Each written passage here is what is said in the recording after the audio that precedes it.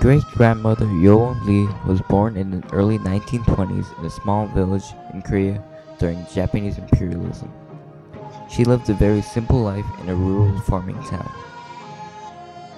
She grew up with a great hatred for the Japanese because of Japanese imperialism. She married early in her mid-teens and had 3 daughters and a son.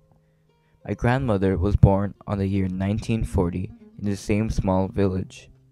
My grandmother's childhood was very tough. After the end of Japanese imperialism, Korea was divided into the North and South, and in 1950 the Korean War began.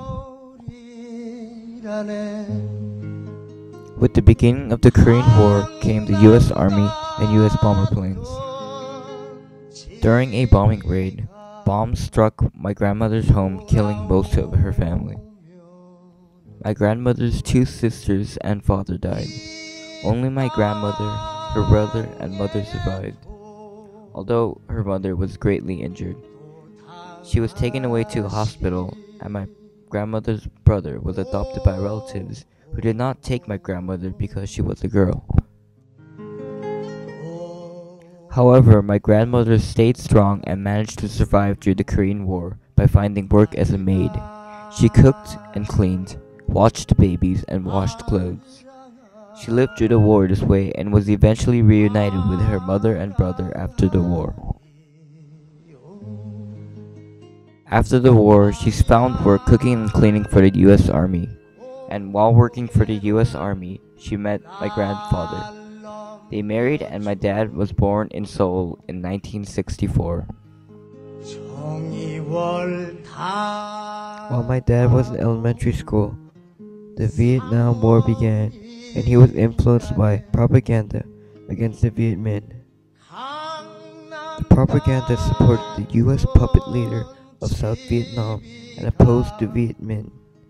My dad remembers that he was confused because he was told that the enemy were farmers by day and Viet Minh by night, but he was confused because farmers were good people. He remembers that many people from Korea volunteered to fight in the war to earn money. They went to Vietnam as soldiers and came back richer than they were before. My dad was in high school. The president of the time, Park Chung-hee, was assassinated and replaced by Chun Doo-hwan. Chun Doo-hwan took over using his military power because he was the head of the South Korean army. However, many people opposed his rise to power. Protesters gathered in the city of Gwangju to protest against his rule. Chun Doo-hwan reacted to these protests with military power and attacked and killed many protesters. My dad remembers hearing about these events as a child. My dad finished high school and went to college. In college, he did not focus on his studies much, but instead worked on protesting against the government. He was involved in a great political struggle for a democratic form of government. My dad met my mother while they were both studying in a university.